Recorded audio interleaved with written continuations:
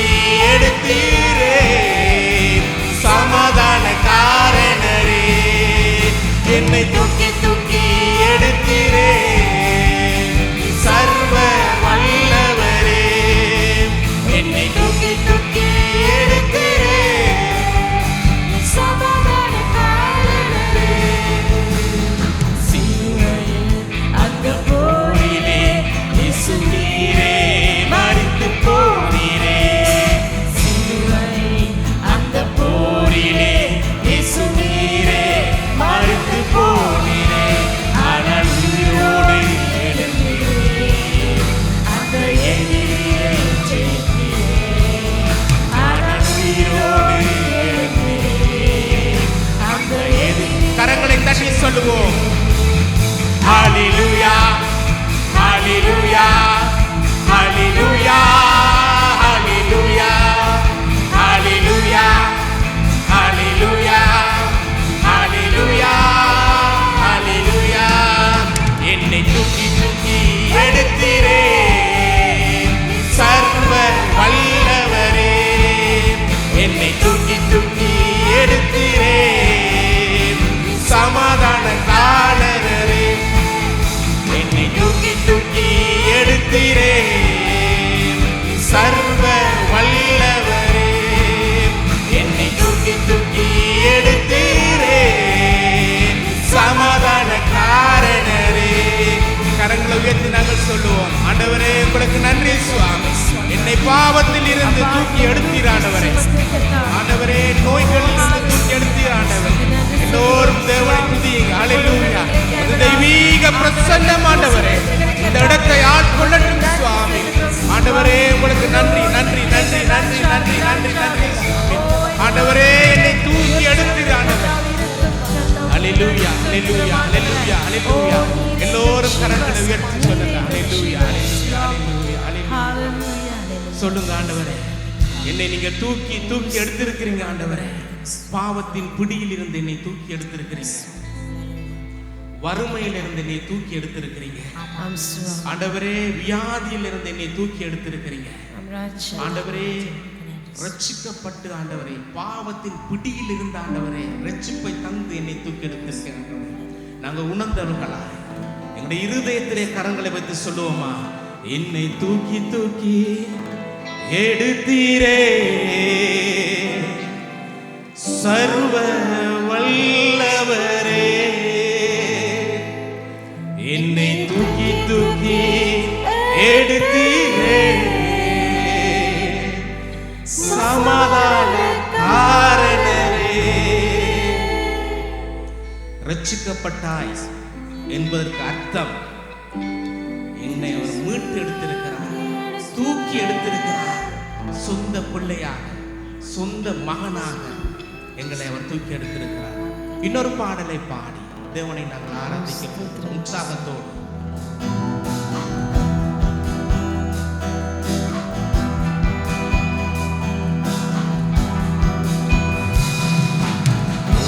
பாத்திரம் நான் எதற்கும் உதவாதவன், ஒரு குலைந்த பாத்திரம் நான் எவரும் விரும்பாதவன். உடைந்த பாத்திரம் நான் எதற்கும் உதவாதவன், ஒரு குலைந்த பாத்திரம் நான் எவரும் விரும்பாதவன். குயவன் கையில் பிசையும் களிமண் போல, குயவன் கையில் பிசையும் களிமண் போல, நீ சித்தம் அல்ல உன் சித்தம் போலாகும். என் சித்தம் அல்ல உன் சித்தம் போலாகும். உடைந்த பாத்திரம் நான் எதற்கும் உதவாதவன், ஒரு குழைந்த பாத்திரம் நான் எவரும் விரும்பாதவன். துன்பம் இல்லா மாயையே, உங்க விருப்பப்படி என்னை மாற்றுமே. அந்த உலக இன்பம் எல்லா மாயையே, உங்க விருப்பப்படி என்னை மாற்றுமே. கரங்கள் வைத்து சொல்லுவோம்.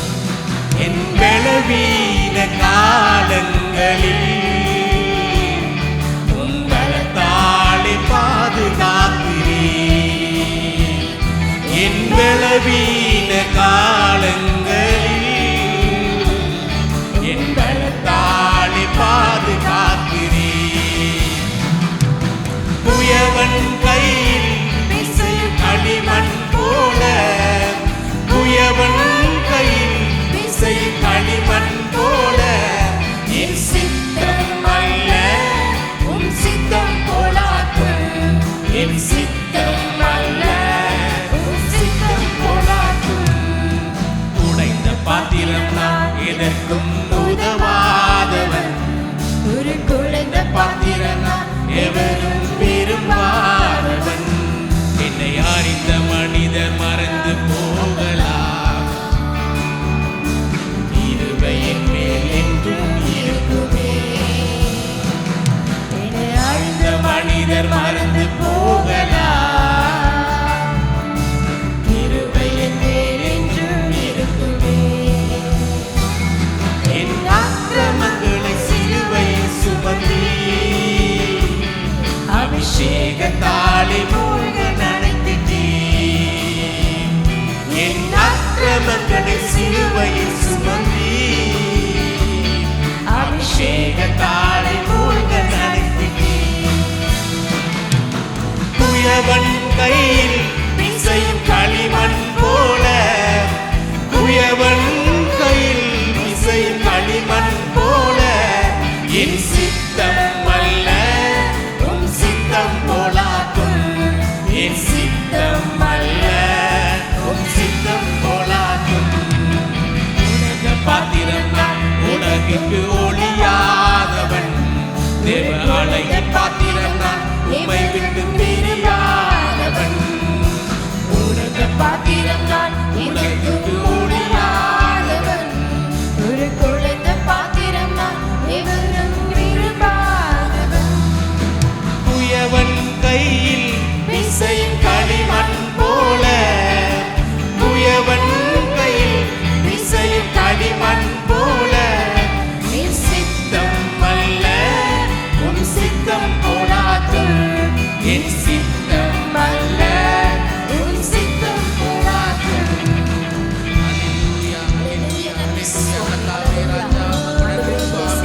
ஹல்லேலூயா. கர்த்தாவே சுவாமி, கரங்களை உயர்த்தி சொல்லுவோம்.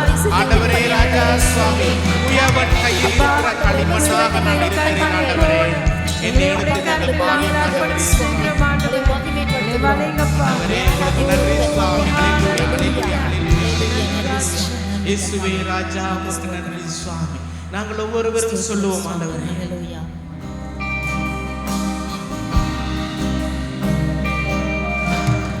இயேசு கிறிஸ்துவின் அன்பு என்றும் மாறாதது. இயேசு கிறிஸ்துவின் மாறா கிருபை என்றும் குறையாதது. இயேசு கிறிஸ்துவின் மாறா கிருபை என்றும் குறையாதது. இயேசு கிறிஸ்துவின் அன்பு உன் பாவங்களுக்காய் இயேசு காயங்கள் பட்டார். உன் அக்கிரமங்களுக்காய் இயேசு நொறுக்கப்பட்டார். உன் பாவங்களுக்காய் இயேசு காயங்கள் பட்டார். உன் அக்கிரமங்களுக்காய் இயேசு நொறுக்கப்பட்டார். உனக்காகவே அடிக்கப்பட்டார். உன்னை உயர்த்த தன்னை தாழ்த்தினார். உனக்காகவே அடிக்கப்பட்டார். உன்னை உயர்த்த தன்னை தாழ்த்தினார். உன்னை உயர்த்த தன்னை தாழ்த்தினார். இயேசு கிறிஸ்துவின் அன்பு என்றும் மாறாதது. இயேசு கிறிஸ்துவின் மாறா கிருபை என்றும் நிலையானது. இயேசு கிறிஸ்துவின் மாறா கிருபை என்றும் குறையாதது.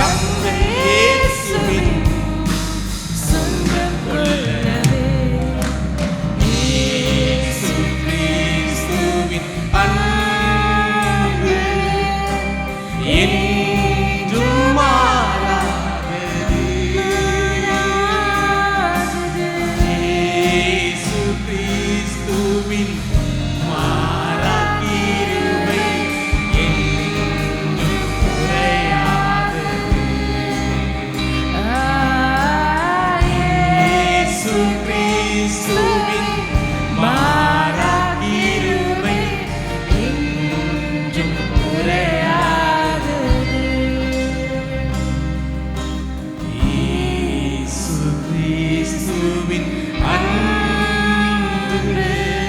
அவருடைய அன்பை நினைத்து கண்ணீரோடு சொல்லுவோம், ஆண்டவரே எனக்காகவே நீர் அடிக்கப்பட்டீர் ஆண்டவர், எனக்காகவே காயங்கள் பட்டீர் ஆண்டவர், எனக்காகவே ரத்தம் சிந்தினீர் ஆண்டவரே.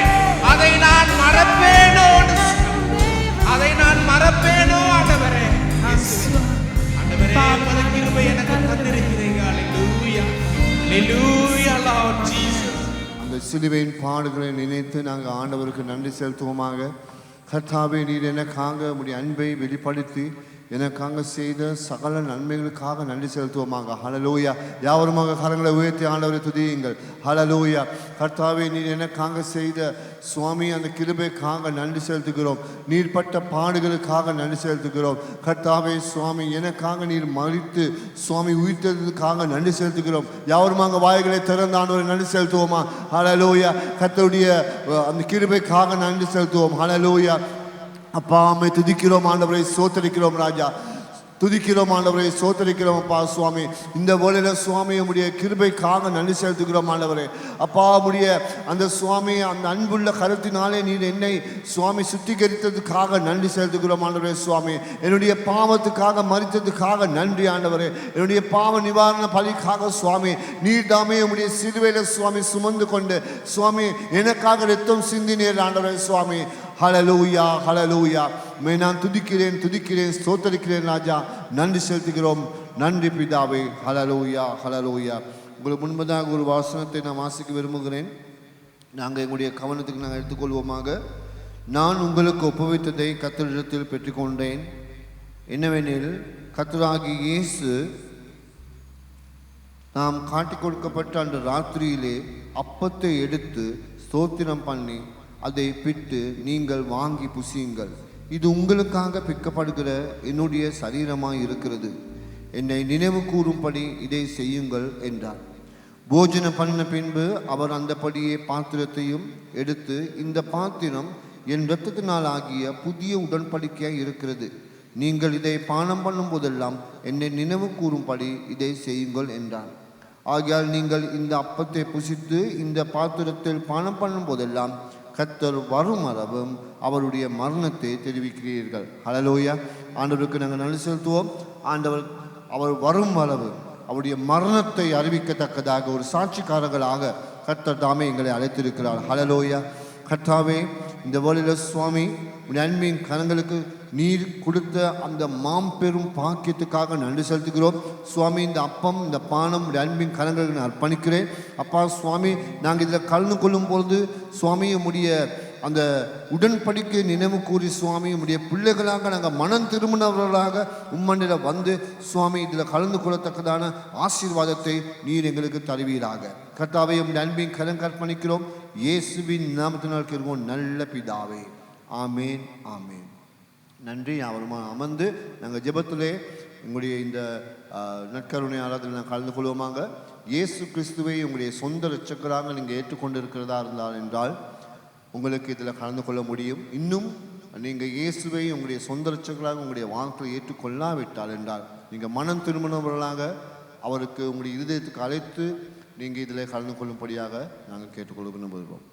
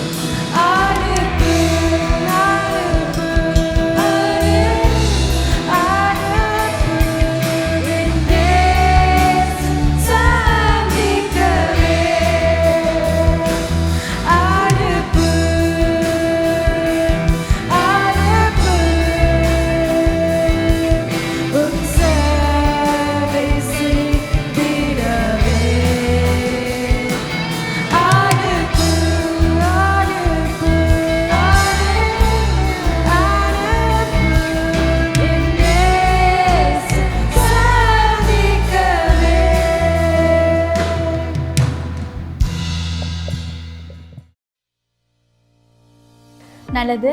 உங்கள் ஒவ்வொருவரையும் இயேசு கிறிஸ்துவின் இனிதான நாமத்தினாலே வாழ்த்தி வரவேற்கிறேன். எம்முடைய இணையதளத்திற்குள்ளாக நடைபெறுகிற ஆராதனைகள் தமிழ் ஆராதனை காலை 7 மணிக்கும், சிங்கள ஆராதனை காலை 8:30க்கும், ஆங்கில ஆராதனை 10 மணிக்கும் நடைபெறுகிறது. அதே போலவே நேரிலே சபைக்கு வந்து தேவனை தொழுது கொள்ள விரும்புவீர்களானால் கிருளப்பனையில் இருக்கிற கல்வாரி சபையிலே நீங்கள் எங்களோடு கூட இணைந்து கலந்து கொள்ள முடியும். அங்கு நடைபெறுகிற ஆராதனைகள் தமிழ் ஆராதனை காலை 7 மணிக்கும், சிங்கள ஆராதனை காலை 10:30க்கும், ஆங்கில ஆராதனை காலை 10 மணிக்கும் நடைபெறுகிறது. அதே போல் இணையதளத்தினூடாக உங்களால் எங்களோடு கலந்து கொள்ள முடியாவிட்டால் வாட்ஸ்அப் ஊடாக ஆடியோக்களை கேட்டு நீங்கள் தேவனை துதிக்க முடியும். ஆகவே திரையிலே காணப்படுகிற இந்த எண்ணிற்கு உங்களது பெயரையும் உங்களது தொலைபேசி இலக்கத்தையும் நீங்கள் அனுப்புவீர்களானால் எங்களால் முடியும். ஆராதனை ஆடியோக்களை உங்களுக்கு அனுப்பி வைக்க நீங்கள் அதில் கேட்டு தேவனை ஆராதிக்க முடியும்.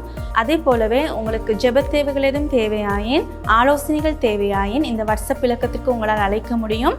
எம்முடைய ஊழியர்கள் உங்களுக்காக ஜெபிக்கவும் ஆலோசனைகள் அளிக்கவும் ஆயத்தமாக இருக்கிறார்கள். அதே போலவே இப்பொழுது தேவனுடைய வார்த்தை கேட்பதற்காக நாங்கள் ஆயத்தமாக இருப்போம். நான் இன்று உங்கள் மத்தியில் நான் பேச விரும்புகிறேன். அது சம்பந்தமாக நாங்கள் கடந்த வாரத்தில் பார்த்த அந்த சவுலுடைய சம்பவத்தை குறித்து நான் நினைக்கிறேன் உங்களுக்கு ஞாபகம் இருக்கும்னு சொல்லி. சவுலுடைய வாழ்க்கையில் ஞாபகம் இருக்கா? கடந்த கிழமை நாங்கள் பார்த்த வசனம் ஞாபகம் இருக்கா? சவுலுடைய வாழ்க்கையில் தேவன் அவரை அழைத்து அவருடைய ராஜாவாக நியமித்த பிறகு அவருடைய வாழ்க்கையில் நடந்த அவரோடு இணைக்கப்பட்ட தேவன் எப்படி அவரோட கிரியை செய்தார் என்று சொல்லி நாங்கள் சிறிதுங்க பார்த்தோம். இன்று நான் கடந்த வாரத்தில் நாங்கள் பார்ப்போம் பழி செலுத்துவதையும் பார்க்கிலும் கீழ்ப்படிவு முக்கியம் என்பதை குறித்து நாங்கள் பார்த்தோம். ஞாபகம் இருக்குன்னு நான் நினைக்கிறேன். அதே தொடர்ந்து இன்று நாங்கள் 1 சாமுவேல் 16ஆம் அதிகாரத்துக்கு நாங்கள் எங்களுடைய கவனிப்பை நாங்கள் செலுத்துவோமாக. 1 சாமுவேல் 16ஆம் அதிகாரம். 1 சாமுவேல் 16ஆம் அதிகாரத்திலே தேவன் எங்களை அவருடைய ஊழியத்துக்காக அழைத்திருக்கிறார் என்பதிலே அந்த தலைப்பிலே நான் இன்று உங்கள் மத்தியில் சில வசனங்களை பேச விரும்புகிறேன். கர்த்தர் எங்களை தெரிந்து கொள்வது எப்படி? அவருடைய காரியத்தை, அதாவது அவருடைய சேவை செய்யத்தக்கதாக எங்களை தெரிந்து கொள்வது எப்படி? அவர் எதை பார்க்கிறார்? அவர் எதை குறித்து கவனம் செலுத்துகிறார்? எங்களுக்கு தெரியும், சில நேரம் நாங்கள் ஏதாவது ஒரு காரியத்துக்காக யாராவது நாங்கள் தெரிந்து கொள்ளும் பொழுது சாதாரணமாக நாங்கள் அவர்களுக்கு செய்யக்கூடிய தன்மை குறித்து நாங்கள் சில நேரம் பார்ப்போம். இவருக்கு இது செய்யலாமா, இப்படி போகலாமா, இவர் இதை தாங்குவாரா, அல்லது இவருக்கு இந்த காரியத்தை செய்ய முடியுமா எங்களதை குறித்து நாங்கள் பார்ப்போம். இவருக்கு பலன் இருக்குதா, அல்லது இவருக்கு இதை தாங்கி கொண்டு போயிட்டு செய்யக்கூடிய தன்மை இருக்குதான்னு சொல்லி நாங்கள் சாதாரணமாக பார்ப்போம். கர்த்தர் எதை பார்க்கிறார்? கர்த்தர் நாங்கள் பார்க்குறோம், அதை குறித்து நாங்கள் பார்க்குறோம். ஆனாலும் ஒரு காரியம் சொல்ல விரும்புகிறேன். நாங்கள் எப்படி எந்த இடத்துல எந்த விதத்தில் நாங்கள் இருந்தாலும் கூட, இந்த சூழ்நிலைக்கு நாங்கள் போனாலும் கூட, கர்த்தர் எங்கள் அனைவரையும் குறித்து அவருக்கு ஒரு நோக்கம் இருக்குது. அவருடைய சித்தத்தை நிறைவேற்றத்தக்கதாக தேவன் எங்களை அழைக்கிறார் என்பதை நான் சொல்ல விரும்புகிறேன்.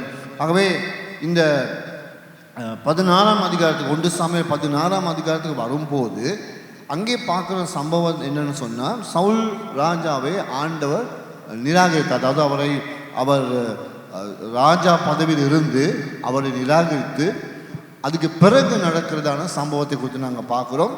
இங்கே உண்மையிலே நான் சொல்ல விரும்புகிறேன், இந்த இடத்துல ராஜாவாக கிரியை செய்கிறது யார் என்பதை குறித்து நாங்கள் உணரணும். நாங்கள் வாழ்கிற இந்த தேசத்துலேயும் கூட, நாங்கள் இருக்கிறதான இந்த சபையிலையும் கூட எங்களுக்கு மேலாக இருக்கிறது எங்களுடைய ஆண்டவர் என்பதை நாங்கள் மறந்துடக்கூடாது. அதாவது ராஜனுக்கு கீழாக அடங்கி இருக்கிறவர்களாக இருக்கிற நாங்கள், அவர் ஏதோ ஒரு சந்தர்ப்பத்தை எங்களுக்கு கொடுக்கிறார், ஏதோ ஒரு அழைப்பை அவர் எங்களுக்கு கொடுக்கிறார் அவருடைய ராஜ்யத்தில் காரியங்கள் செய்கிறதுக்கு. அப்படியே அவருடைய ராஜ்யத்தில் நாங்கள் காரியங்கள் செய்து அவருடைய சித்தனை நிறைவேறத்தக்கதாக நாங்கள் வரும்போது எங்களுக்கு இருக்கிறதான குணாதிசயங்கள், நாங்கள் பார்க்குற விதங்கள், எங்களுடைய உள்ளத்தில் போக்குறதான மனப்பான்மைகள் எப்படிப்பட்டதாக இருக்குது என்று சொல்லி நாங்கள் இந்த காலை வேளையில் நாங்கள் பார்க்க போகிறோம்.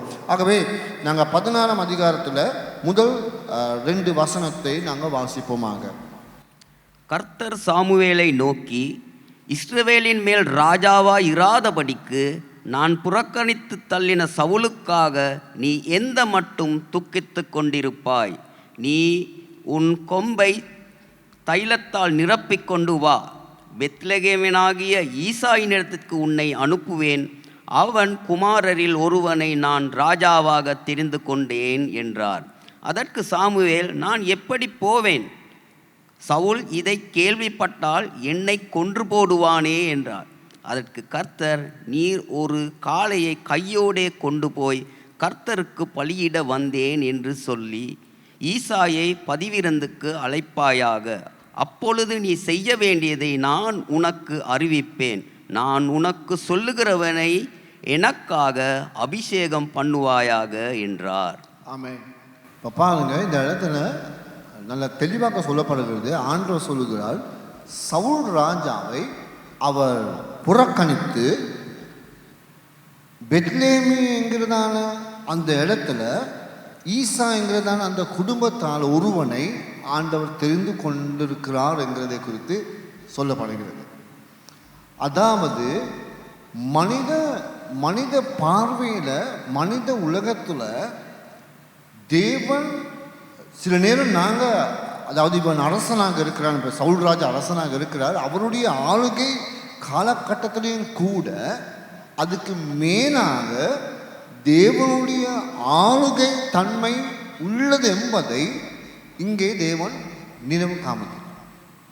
அதாவது இந்த உலகத்தில் உலக ராஜாமார்கள் மாறினாலும், உலக ராஜாமார்கள் தன்னுடைய காரியத்தை நிறைவேறாமல் போனாலும் கூட அதுக்கு மேலாக இருக்கிற மாறாத தேவன் அதை ஆளுகை செய்கிறார் என்பதை இங்கே தேவன் உணர்த்துகிறார்.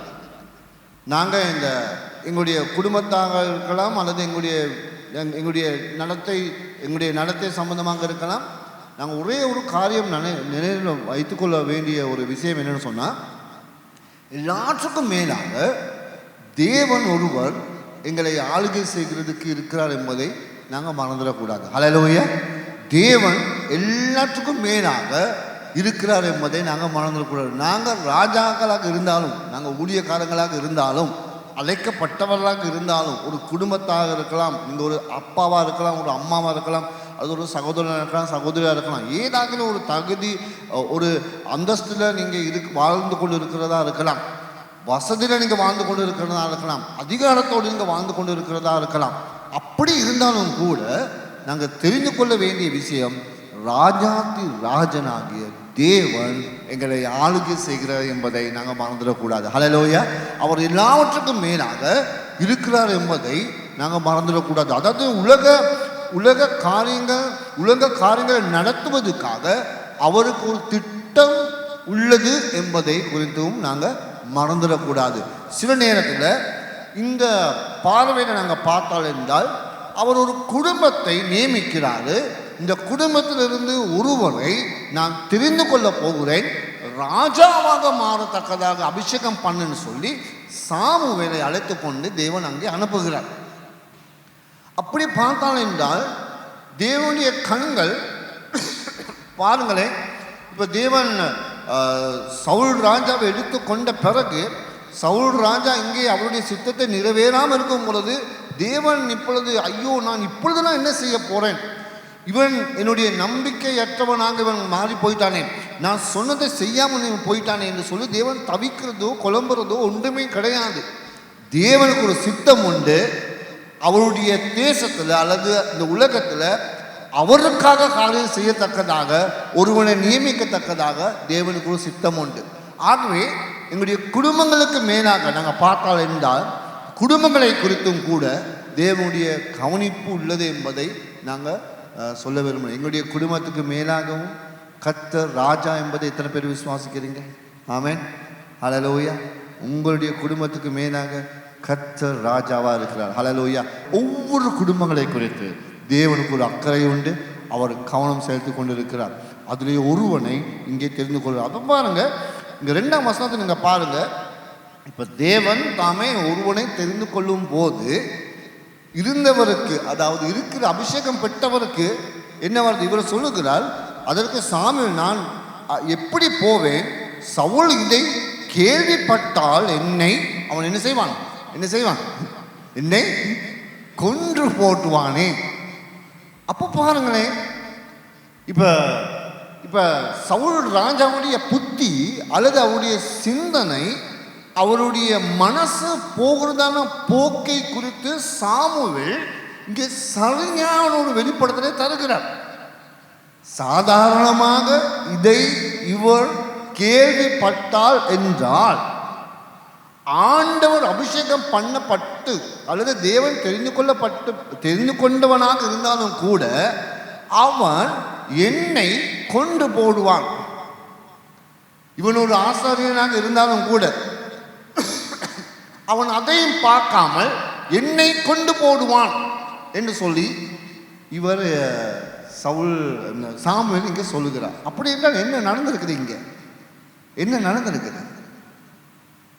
என்ன நடந்திருக்குது?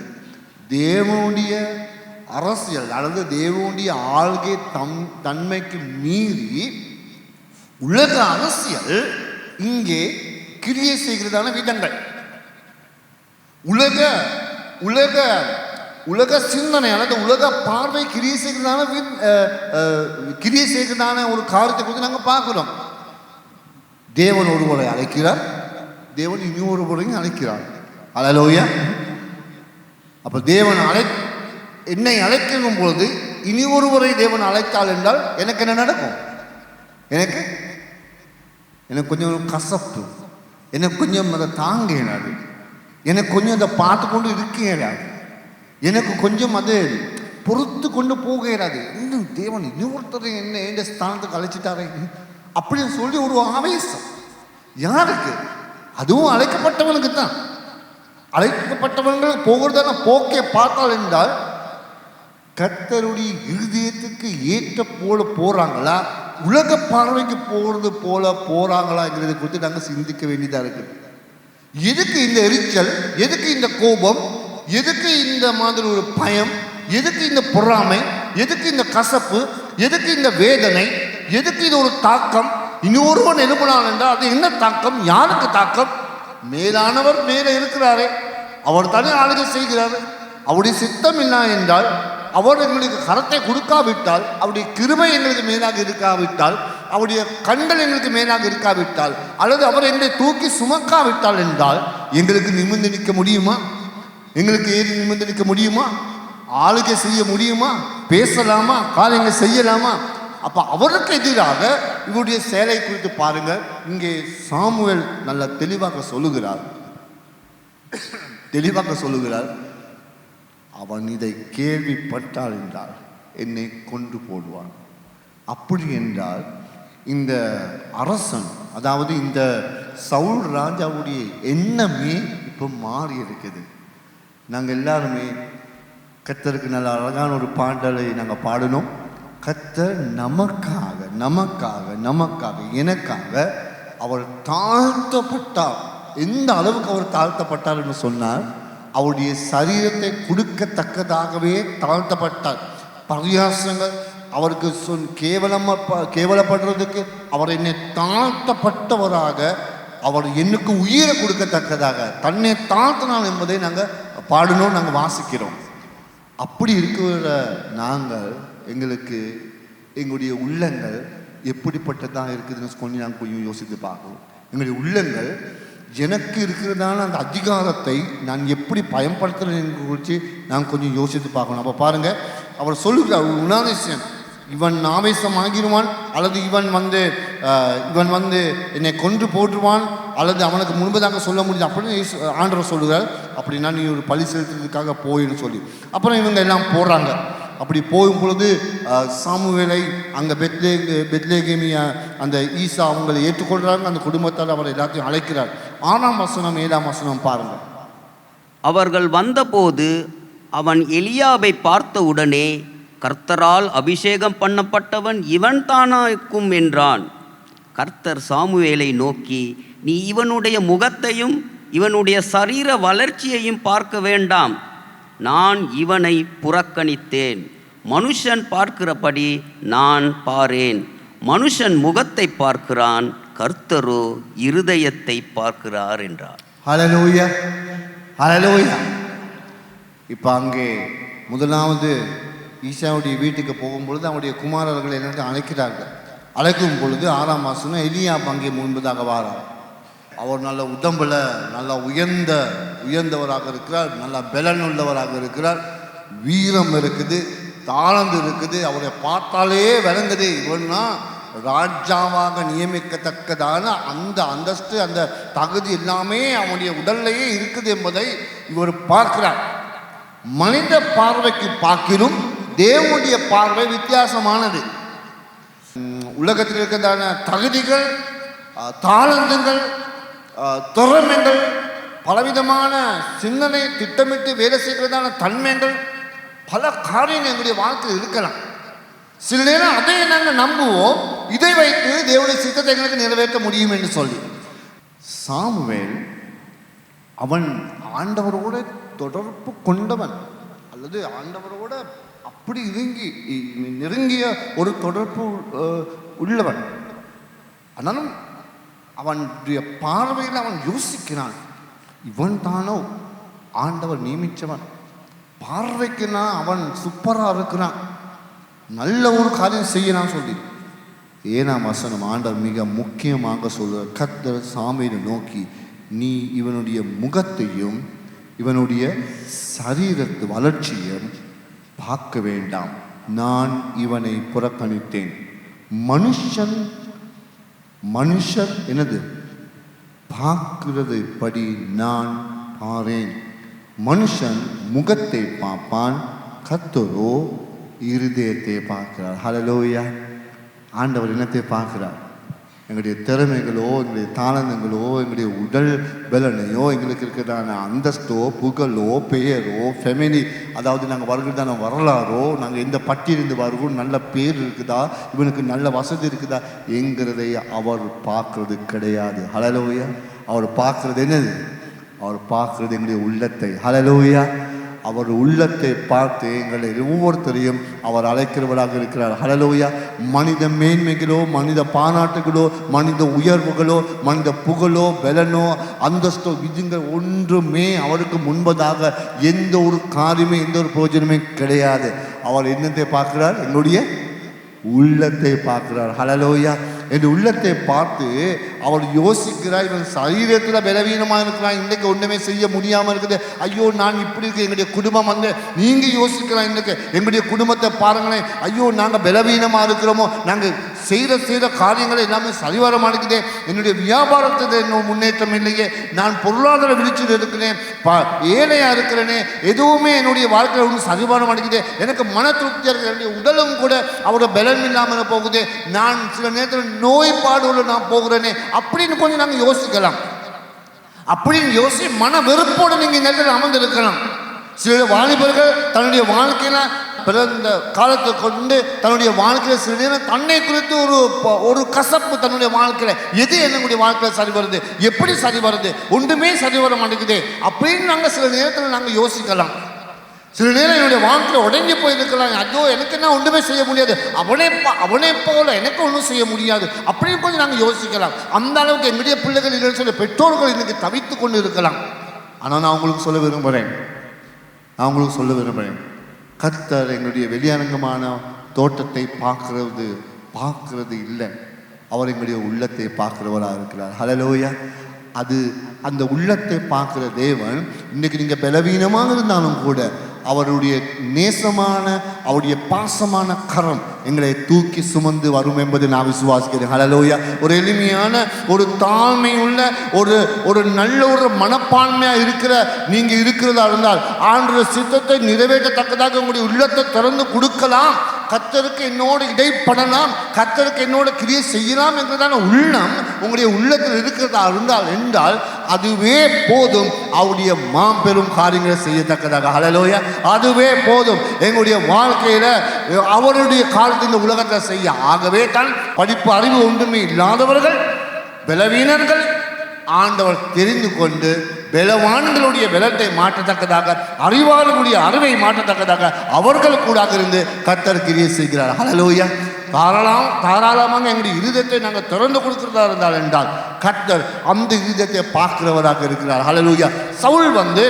சாமுவேலும் கூட உலக பார்வையை பார்த்து கொண்டிருந்தான். இன்னைக்கு நாங்கள் மனம் கசந்து போறதுக்கு காரணம் என்ன? ஏன் நாங்கள் மனம் கசங்குறோம்? ஏன் நாங்கள் களைப்பா இருக்கிறோம், மனக்லேசம் அடைகிறோம், மன தூக்கம் அடைகிறோம்? ஏன் இது அதைப்படுகிறோம்? ஏன்? கொஞ்சம் நல்லா யோசிச்சு பாருங்க. ஏன்?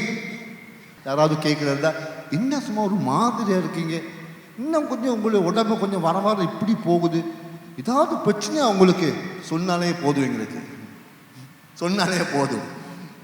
அப்படி சொன்ன உடனே என்ன ஒரு பிரச்சனை எனக்கு, என்னடா நானும் அப்படித்தான் நான் பார்த்தேன், போன மாதம் நல்லா இருந்தேன், இந்த மாதம் எத்தனை எல்லாரும் பார்த்துட்டே சொல்கிறாங்களே, இன்னும் உங்களுடைய வாழ்க்கை ஒரு செழிப்பே இல்லையா, ஏன் உங்களுடைய குடும்பத்தில் இப்படி இந்த பிரச்சனைகள்? யார் சொல்கிறா? இங்கே வந்தவங்க தான், நாங்கள் தான் சொல்கிறோம், நாங்கள் தான் கேட்குறோம். யாராவது பார்த்து நீங்கள் இப்படி இருந்தாலும் உங்களுடைய உள்ளம் எனக்கு விளங்குது, உங்களுடைய உள்ளம் நல்லா தெம்பாக இருக்குது. ஹல்லேலூயா.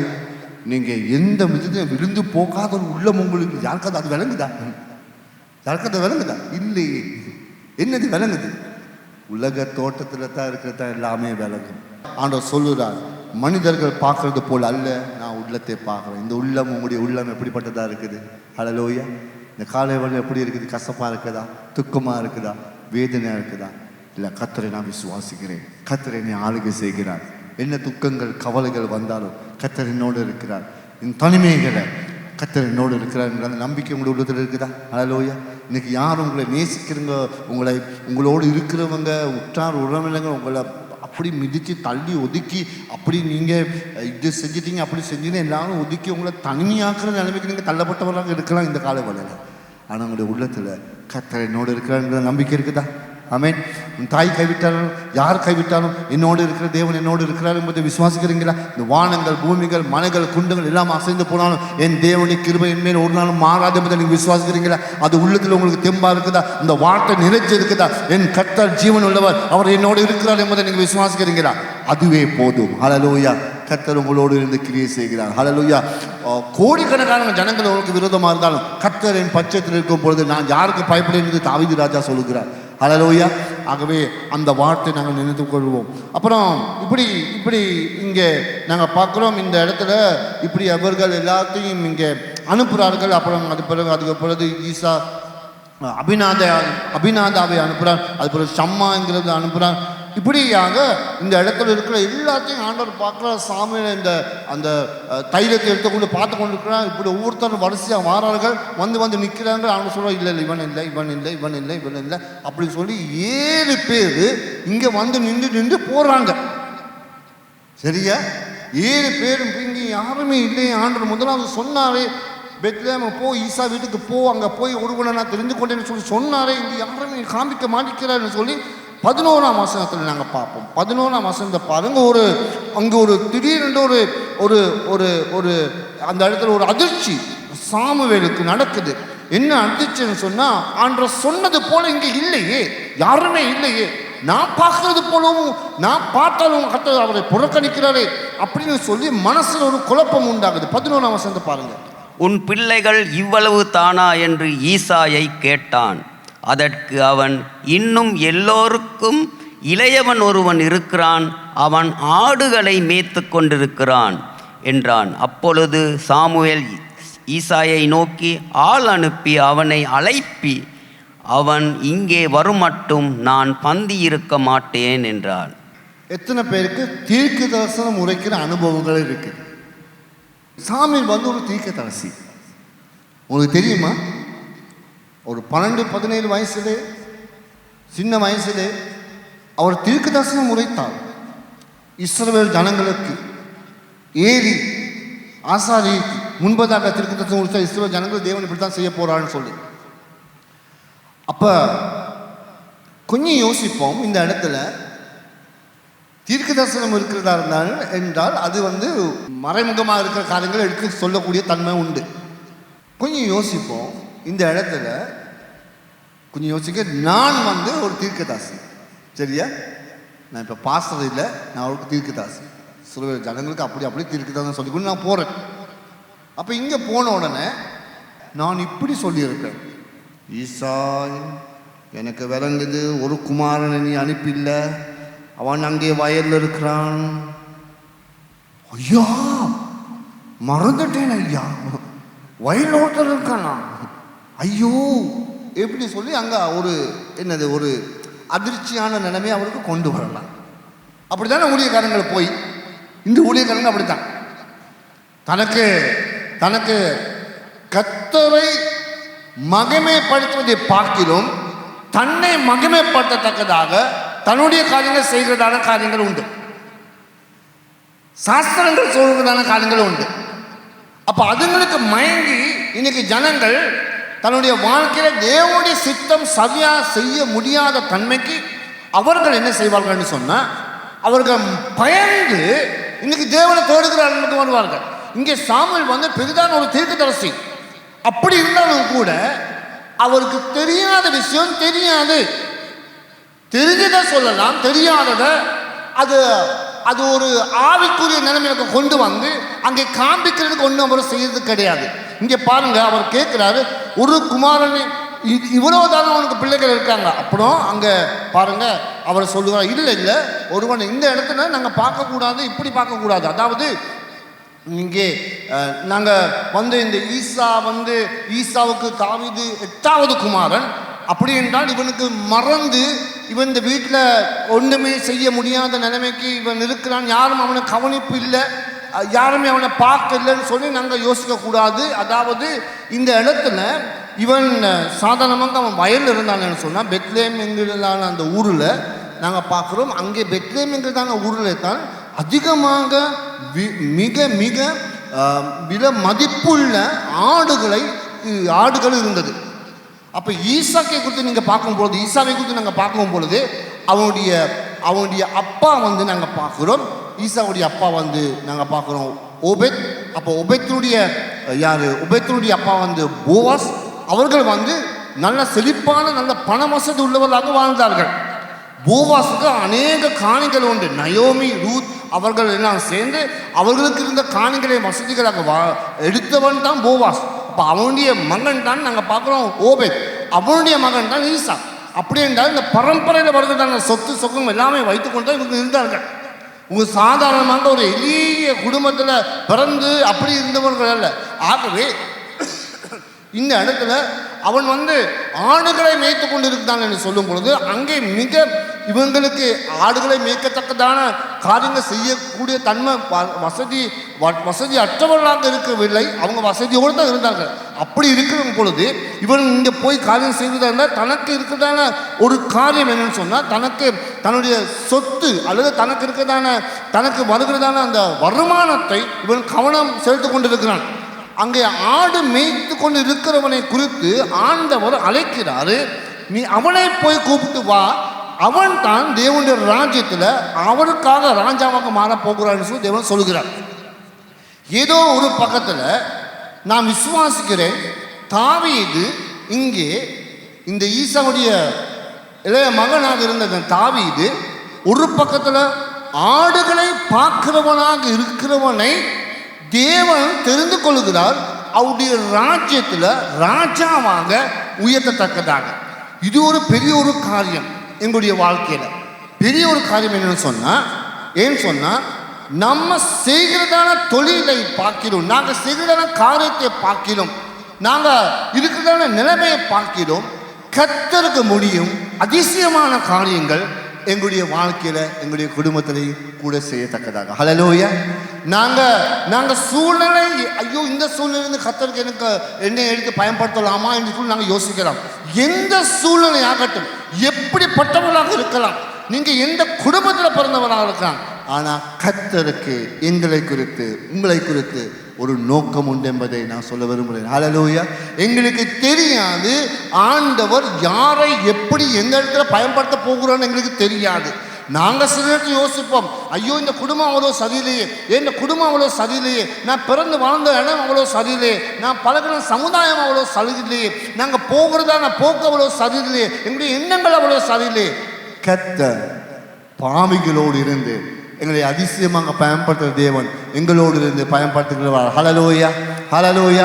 இது எங்களுக்கு மிக முக்கியமானது. பிரியமானவர்களே, இந்த தினத்தில் நீங்கள் எந்த விதத்தில் எந்த விதத்தில் நீங்கள் காரியங்கள் செய்து கொண்டிருந்தாலும் கூட கர்த்தர் உங்களை பார்த்து கொண்டு இருக்கிறார் என்பதை நீங்கள் மறந்துடக்கூடாது. ஹல்லேலூயா. இங்கே குடும்பத்தில் இவன் நடத்துல கர்த்தருடைய செயல் இங்கே நடைபெறல. ஆனால் கர்த்தர் வயலில் இருக்கிற அவனை குறித்து கூட ஆண்டவர் யோசிக்கிறதா என்றால் நாங்கள் எந்த நிலைமையில் எப்படி இருந்தாலும் கூட கர்த்தர் எங்களை குறித்து யோசிக்கிறவராக இருக்கிறார். ஹல்லேலூயா. எந்த பலவீனத்தில் இருந்தாலும் கூட கர்த்தர் எங்களை யோசிக்கிறவராக இருக்கிறார். எந்த தனிமையில் நீங்கள் இருந்தாலும் கூட கர்த்தர் எங்களை பார்த்து கொண்டு இருக்கிறவராக இருக்கிறார். ஹல்லேலூயா.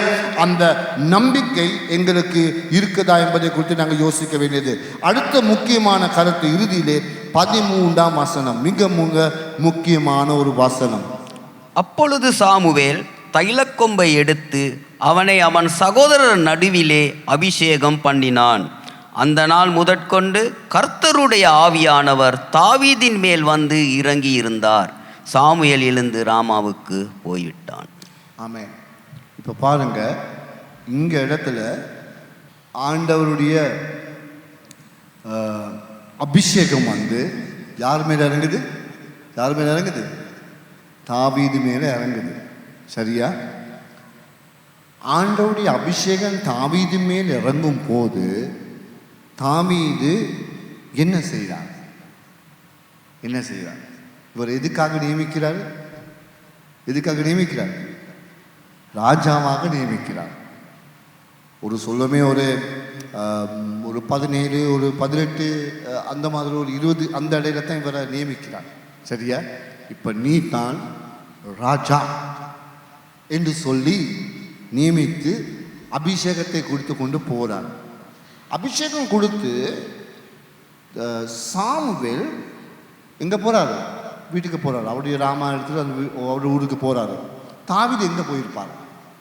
சவுல் ராஜா கிட்ட போயிட்டு, சவுல் சிங்காசனத்து சீக்கிரமா இறங்கு, நான் வந்து அங்கே அமரணும், என்னை ஆண்டவர் நியமிச்சுட்டாருன்னு சொல்லணும். ஒன்றுமே சொல்ல இல்லை, ஒன்றுமே நடக்க இல்லை. அபிஷேகம் கொடுத்துட்டாரு, நியமிச்சுட்டாரு. அவர்கள் தன்னுடைய பாட்டுக்கு தன்னுடைய வேலைகளை செய்து கொண்டு போறார்கள். இங்கே பாருங்களேன், இதுதான் கர்த்தருக்கு பிரியமான இருதயமானது. ஆண்டவர் விரும்பின காரியம் இதுதான். எலியாபே எடுத்திருந்தால் என்றால், எலியாபே அவனை நியமித்திருந்தால் என்றால் உடனே போய் சவுல் ராஜாவுக்கு அவன் ஆணையிட்டிருப்பான். சவுல் சீக்கிரமா வந்து நீ இறங்கு, நான் வந்து அங்க சொன்னான் என்றால், நான் வந்து உன்னை தள்ளிவிட்டாள் என்றால் உனக்கு அது அவமானம். உம்மானத்தை காப்பிட்டு கொண்டு இப்பவுமே இறங்கி போ, எனக்கு வந்து அங்கே அமர்றதுக்கு என்று அவனுக்கு சொல்லலாம்.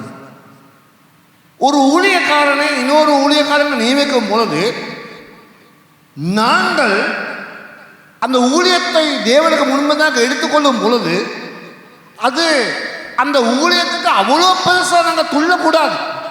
அவ்வளோ பெருசாக நாங்கள் அவ்வளவு அதை குறித்து நாங்கள் அதை எங்களுடைய சரீரத்துக்கு எடுத்துக்கொள்ளக்கூடாது. எங்களுடைய இறுதிக்கு நாங்கள் எடுத்துக்கொண்டால் என்றால் கர்த்தருடைய சித்தம் நிறைவேற வரும். நாங்கள் பொறுத்து காத்து இருக்கணும். கர்த்தர் ஏற்ற நேரத்தில் அவர் எங்களை என்ன செய்வார்? உயர்த்துகிறவராக இருக்கிறார். ஹல்லேலூயா. ஏற்ற நேரத்தில் எங்களை உயர்த்துகிறவராக இருக்கிறார். சில நேரம் இந்த பொறுமை எங்களுக்கு இல்லை. இந்த பொறுமையை நாங்கள் இழந்துருவோம். இந்த பொறுமையை இழந்து காரியங்கள் செய்வோம். நீங்கள் யோசிக்கிறீங்களா? இந்த வீட்டில் போய் இந்த அதிகாரத்தை நீங்கள் வாசிங்க. இப்படி ஒரு சம்பவம் நடந்த பிறகு சவுல் ராஜா கேள்விப்படாம இருந்திருப்பாரு. இப்படி ஒரு சம்பவம் நடந்த பிறகு சாமுவேல் எங்க போய் என்ன செஞ்சிருக்கிறார், யாரோ நியமிச்சிருக்கிறார், கேள்விப்படாம இருந்திருப்பாரு. கேள்விப்பட்டு தான் இருப்பார். கேள்விப்பட்ட உடனே என்ன இவரை செஞ்சிருப்பார், இவருக்கு என்ன வந்திருக்கும்? நாங்கள் அதுக்கு பிறகு நாங்கள் பார்ப்போம். உண்மையிலே அவர் கேள்விப்பட்ட உடனே அவருக்கு என்ன நடந்ததுன்னு சொல்லி ஒரு பக்கத்தில் தனக்கு இப்பொழுது தேவனுடைய அபிஷேகம் இருக்குது, தன்னுடைய அழைப்பு இருக்குது என்று சொல்லி அந்த அழைப்பை நாங்கள் நிரூபித்து காண்பிக்க தேவையில்லை. யாருக்குமே நிரூபித்து காண்பிக்க தேவையில்லை. காரணம் என்னன்னு சொன்னா கர்த்தர் என்னோடு இருந்து காரியங்கள் செய்கிறவராக இருக்கிறார். ஹல்லேலூயா. என்னோடு இருந்து காரியங்கள் செய்கிறவராக இருக்கிறார். நான் 17 வயசுல தேவனுடைய அழைப்பை நான் பெற்றேன். அழைப்பை பெற்றுக்கொண்டு அந்த உடனே நான் தீர்மானம் எடுத்தால் இருந்தால் என்றால் இப்போ நான் ஆண்டோடைய ஊழியத்துக்கு நான் வாரேன்னு சொல்லி எனக்கு ஒரு நாளும் வந்து வந்திருக்க முடியாது, ஒரு நாள் வந்து செஞ்சிருக்க முடியாது. 19 வயசில் நாங்கள் ஒரு தீர்மானம் எடுத்தோம், இப்பொழுது இந்த ஊழியத்தை நான் செய்வது, இப்பொழுது கர்த்தர் என்ன இந்த உள்ளத்தில் ஒரு எரிகிற ஒரு அக்கினி போல என் உள்ளத்தில் ஆண்டவர் பேசுகிறார். அந்த அந்த நேரத்தில் நான் ஊழியத்துக்கு காலடி எடுத்து வைக்கக்கூடிய நிலைமை சூழ்நிலை என்னுடைய குடும்பத்தில் அமைந்திருக்கல. ஊழியத்துக்கு காலெடுத்து வைக்கக்கூடிய நிலைமை எனக்கு அமைந்திருக்கல. என்ன சுத்த என்னுடைய எல்லாமே என்னுடைய சுற்று எல்லாமே இருந்தது, நீ ஊழியத்துக்கு போகாத போகாத போகாத, உனக்கு செய்யறது நிறைய காரியங்கள் இருக்குது, செய்யறதுக்கு நிறைய கடமைகள் இருக்குது, உனக்கு நிறைவேற்றதுக்கு நிறைய காரியங்கள் இருக்குது, உனக்கு செய்யறதுக்கு சொல்லி சொல்லி சொல்லி அந்த அந்த பின்னணி அப்படித்தான் இருந்தது எனக்கு. ஆனாலும் இந்த சந்தர்ப்பம் ஏதோ ஒரு சந்தர்ப்பத்தில் ஆண்டவர் இப்போ நீ காலடி எடுத்து வைக்கணும் என்று சொல்லி ஆண்டவர் என் உள்ளத்தில் பேசிக்கொண்டே இருக்கிறார். நான் வேலைகளை செய்து நிம்மதியே இல்லை. 17 வயசுல தான் ஆண்டவர் அழைச்சாங்க உண்மையிலே. அந்த நேரத்தில் அப்படி ஒரு தாகம் எனக்கு இருந்துச்சு, இப்போ போயிட்டு நான் ஊழியம் செய்வேன்னு சொல்லிட்டு. ஆனால் அப்படி செய்ய இயலாது அந்த நேரத்தில். அப்புறம் இந்த 19 வயசுல ஆண்டவர் என்னை அழைச்ச பிறகு இந்த நேரத்தில் நீ போய் இப்பொழுது காலை எடுத்து வைக்கன்னு சொல்லி நான் ஒரு சுவாதீனமாக ஒரு தீர்மானம் எடுத்தேன். என்ன நடந்தாலும், எப்படி யார் எனக்கு என்ன சொன்னாலும், இந்த நேரம் கர்த்தர் என்னை அழைக்கிறார் என்பதை அந்த உறுதியாக எடுத்துக்கொண்டு சாதாரணமான ஒரு பயணம் நான் கடந்து வந்தேன். நான் ஊழியத்துக்கு வந்த உடனே என்னை பார்த்து யாரும் புகழ்ந்து பேசவும் இல்லை, என்னை யாரும் வரவேற்றவும் இல்லை, யாரும் உயர்த்தவும் இல்லை, யாரும் எதுவுமே சொல்லலை. யாருமே என்னை அவ்வளவு பெருசாக ஏற்றுக்கொள்ள மாட்டேங்கிறாங்களே. கர்த்தருடைய சித்தம் நிறைவேற வர நாங்கள் தாழ்மையாக போகும் பொழுது கர்த்தர் எங்களை ஏற்ற நேரத்தில் உயர்த்துகிறவராக இருக்கிறார். ஹல்லேலூயா. கர்த்தர் எங்களை உயர்த்துகிறவராக இருக்கிறார். ஆவியை கொண்டும் கூட அந்த மாதிரி ஒரு இதயம் இருக்கிறதா என்றால் அவனை தான் கர்த்தர் நியமிக்கிறார் கர்த்தருடைய காரியங்களை சேர்வதற்கு. ஹல்லேலூயா. கர்த்தர் ஏதோ ஒரு காரியத்தில் உங்களை அழைச்சிருந்தார் என்றால், கர்த்தர் உங்களை அழைச்சிருக்கிறார் என்றால் அதை சும்மா விட்டு விடாமல் ஆண்டவருக்கு தீபமாய் எழுப்பி பிரகாசிக்க உங்களை ஆண்டவர் அழைக்கிறார். ஹல்லேலூயா. நம்முடைய சபையில் இந்த தேசத்தில் ஊழியக்காரங்கள் பற்றாக்குறையாக இருக்குதுன்னு சொல்லு. நம்முடைய சபையில் அந்த மாதிரி விசுவாசமான காரியங்களை எடுத்து வைக்கக்கூடிய தன்மை இன்னைக்கு விசுவாசக்கூடிய வாழ்க்கையில் உடைந்து போயிருக்குது. அவங்களுடைய வாழ்க்கையில் பணம் சம்பாதிக்கணும், வாழ்க்கையை முன்னேறணும், இந்த உலகத்தில் நான் தெம்பா வாழணும், நல்ல வசதியாக வாழணும், மற்றவங்க முன்பதாக நான் ஆடம்பரமாக வாழணும் என்று சொல்லிக்கொண்டு யோசிக்கிறாங்க. அது நல்லது, அதில் எந்த ஒரு பிரச்சனையும் இல்லை. நான் யாருக்குமே பகையாமல், யாருக்குமே பொறாமை கொள்ளாமல், யாருக்குமே எதாவது செய்யாமல் நான் சாதாரணமான வாழ்றேன், அது நல்ல விஷயம்தான். ஆனால் எங்களை ஆளுகை செய்கிறோடைய எங்களுக்கு மேலாக இருக்கிற ராஜாத்தின் ராஜனுடைய சித்தத்தை நிறைவேற்றதா இருந்தால் என்றால், நாங்கள் இருக்கிற கோட்டையில் இருந்து, நாங்கள் இருக்கிற இடத்துல இருந்து ஒரு காலடி எடுத்து வைக்கணும். நான் எப்படி எளிமையாக இருந்தாலும், நான் எப்படி மன தாழ்மையாக இருந்தாலும், எனக்கு எந்த ஒரு பலம் இல்லாமல் இருந்தாலும் கூட, எனக்கு வசதிகள் இல்லாமல் இருந்தாலும் கூட, எனக்கு தகுதிகள் இல்லாமல் இருந்தாலும் கூட, நான் படிப்பறிவு இல்லாமல் இருந்தாலும் கூட, கர்த்தர் என்னை அழைக்கிறதா என்றால் அவருடைய சித்தத்தை நிறைவேற்ற நான் காலடி எடுத்து வைக்க வேண்டியதாக இருக்குது. ஹல்லேலூயா.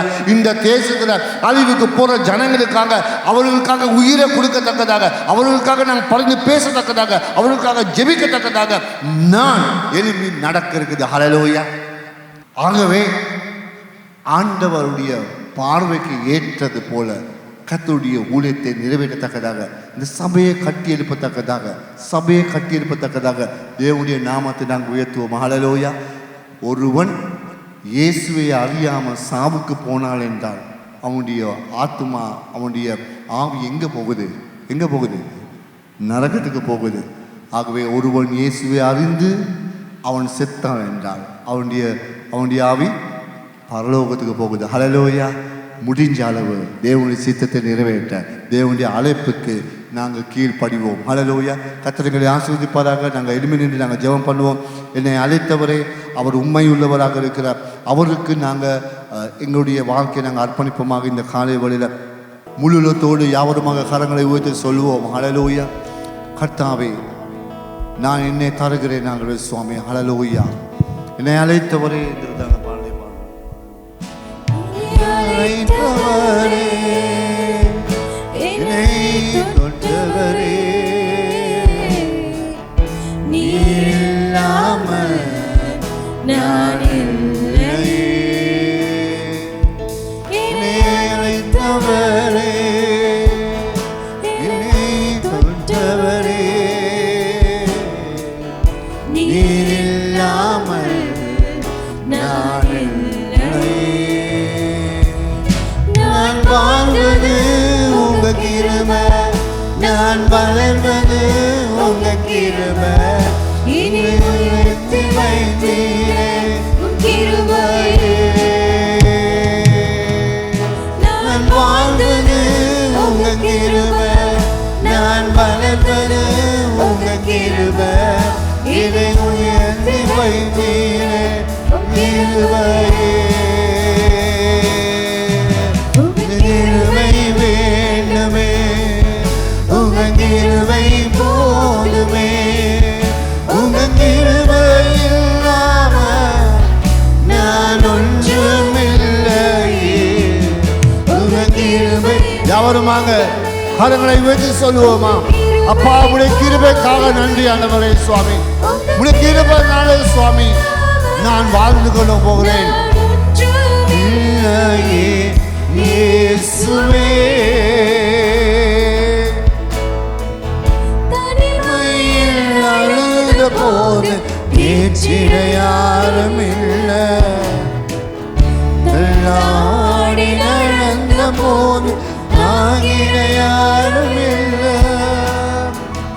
தனிமையில் அழுத போது பேச்சிட யாரும் இல்லை. தள்ளாடி நடந்த போது ஆகிட யாரும் இல்லை. கதறி அழுத நேரத்தில் என் கண்ணீர் துடைச்ச உங்க கிருபை. உங்க கிருபை இல்லாம நானும் இல்லை. உங்க கிருபை இல்லைனா நானும் இல்லை. உங்க கிருபை போதுமே. ஹல்லேலூயா. வேண்டுமே அப்பா சுவாமி. அப்பா, வாழ்க்கையில ஓடினே அழைத்தவரே. ஆம் சுவாமி, ஒன்றுமில்லையே. உங்க கிருபை வேண்டுமே. அம்மே, உங்க கிருபை போதுமே. உங்க கிருபை இல்லாம நான் ஒன்றுமில்லையே. இயேசுவே, நான் என்று சொல்ல எனக்கு ஒன்றுமில்லை. சொல்ல என்னிடம் எதுவும் இல்லை. நான் என்று சொல்ல, ஆம் சுவாமி, எனக்கு ஒன்றுமில்லை. சொல்ல என்னிடம் எதுவும் இல்லை.